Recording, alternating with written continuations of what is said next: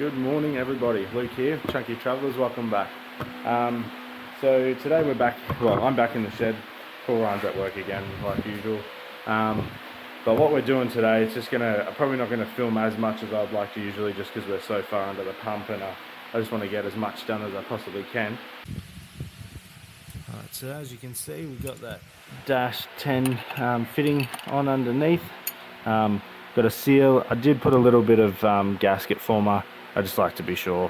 It's yeah, like they're not hard to get off if you need to, but I'd rather not have to pull anything back off this thing once I've finished it, so hence the bit of glue.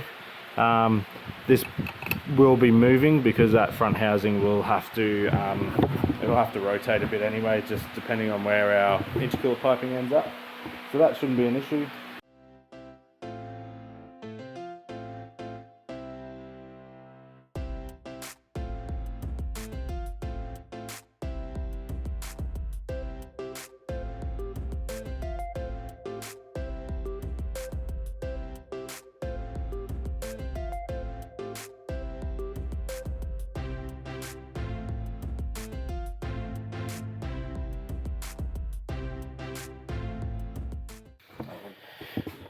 Right, oil feed line, done.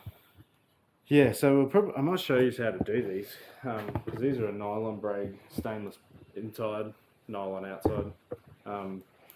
Yeah, so a pretty good little bit of gear. I think that's only like, what, 15 bucks a metre or something, the thin stuff? Yeah. It's 22 for the dash 10. But yeah, we've got some dash 10, I'll show you how to do it.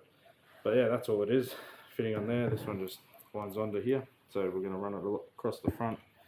I probably could have given a little bit extra length because I had allowed it to be like there instead, but we'll just see.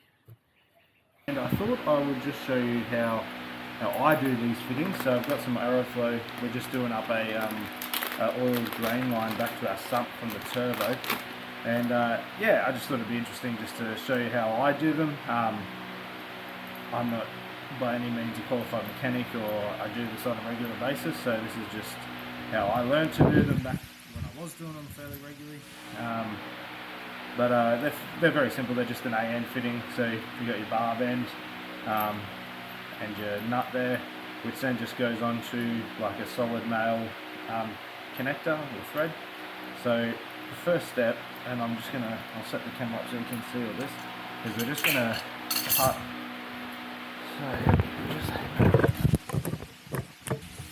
So I've got our hose here. This bit obviously has already got a fitting, so that will go to our sump. And this here I've just marked. I like to tape the ends just to keep it all together once it's cut, but it was easier for me just tucking in around the turbo manifold, just to put a couple of pieces of tape so then I know that's me marked there. So I'll do, we'll just quickly give that a snip. You can use like a, yeah, there's proper cutters like pliers that you can use to snip these, but we just use what we've got, and that will be this grinder.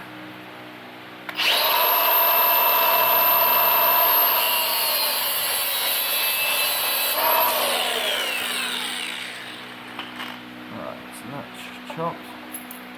That's what you should have at the end. So you'll see they've got like a, they've got stainless steel braid inside and then a nylon braid on the outside, rubber hose in the guts of that.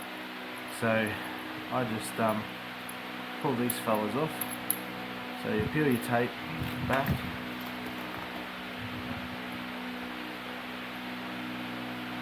Also, it doesn't have to be electrical tape.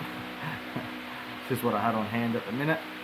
So you pull that off, get our fitting, take off your nut end, and that's where you're going to start. You're just going to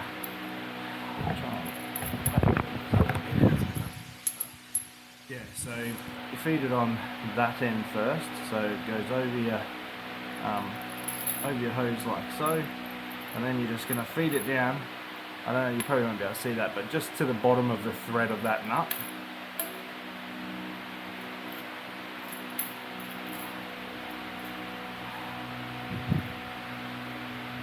There you go there, that's it to the thread.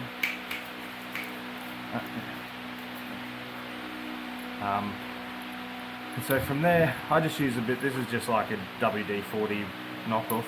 You just put a bit of lube just in the rubber because you've got to feed this little barb into it, and also a little bit onto the thread helps tremendously. So yeah, put that onto your thing. Give it a bit of effort to get that first few threads going. Obviously being very careful not to cross-thread it at this stage. So that's just taking the thread there. So the next thing you're going to do is you've got to tighten these down, and obviously cheap yeah, you probably want to use something a bit softer than multi-size wrench. You can actually buy aluminium spanners for this, but we haven't got the budget for that, so we just use these shifters to do the job of those. So I just like to set it up on that main nut there first, and that's supported, and then you just get to tighten it. You do have to get, so you'll have to wind it in till this face meets that face. So even if it feels like it's tight and that's all it needs, it has to go all the way in, otherwise you'll definitely risk having leaks.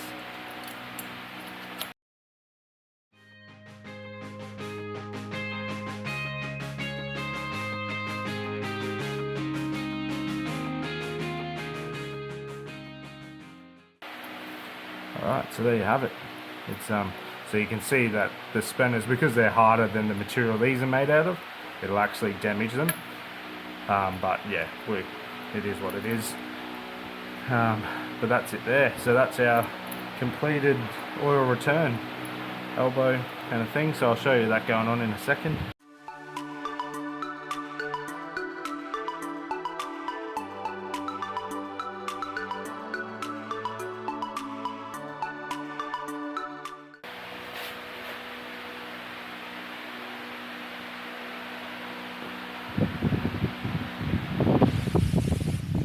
So there it is.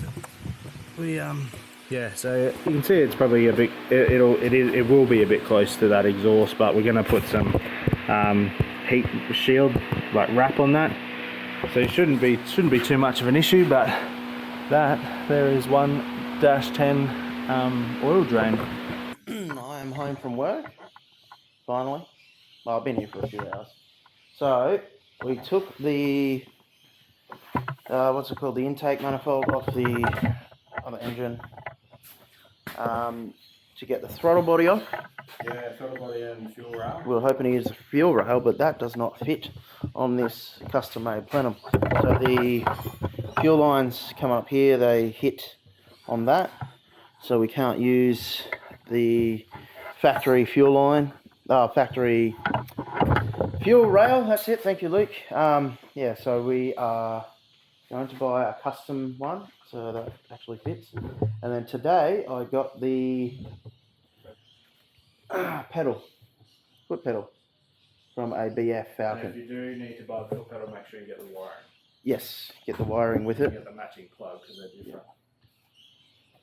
But yeah, I hacked it up with the grinder a bit, trying to get the thing out. Can't send him anywhere. It's, mate, it was crap trying to fit in the footwell. Yeah, we haven't exceeded up too from being out in the weather too.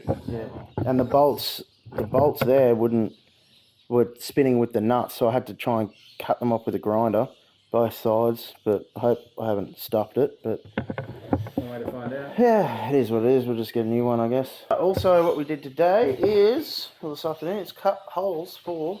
We won't. Yeah, we'll show them that one. We stuffed up. We used the wrong holes, saw, and had to come later with another side, so it chunked it up. But this lovely, beautiful side here, that is for the intercooler piping hoses to go through. So they clear the radiator. So we put the radiator in before. Radiator sits Kept it nice and snug. about there. Light just sits about there. So perfect. Yeah, and we'll keep some of this is all just bits and pieces of crap everywhere, but the next video should have all of this painted and ready to rock and roll. Should have the engine assembled, we got a water pump coming, got all the fittings for that. Should have a fuel rail, so it'll be all just fitting up some cool stuff then. fitting the cool stuff up. Motor will be in. We'll be putting the motor in. Yeah, then we'll be able to have a look at more of the like brake stuff and like brake boosters and clutch masters and clutch slave cylinders and brake lines and just checking all that stuff. We'll have to hook up power steering as well once the motor's in. Yeah, so there's still plenty to do, and then and then on top of that, paint the thing. So we'll yeah, but we'll end it off there. I think that this will be good to pull it up here, and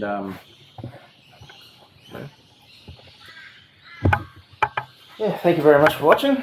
Yep. Don't forget, like and subscribe and stay chunky. Oh, and hit the bell.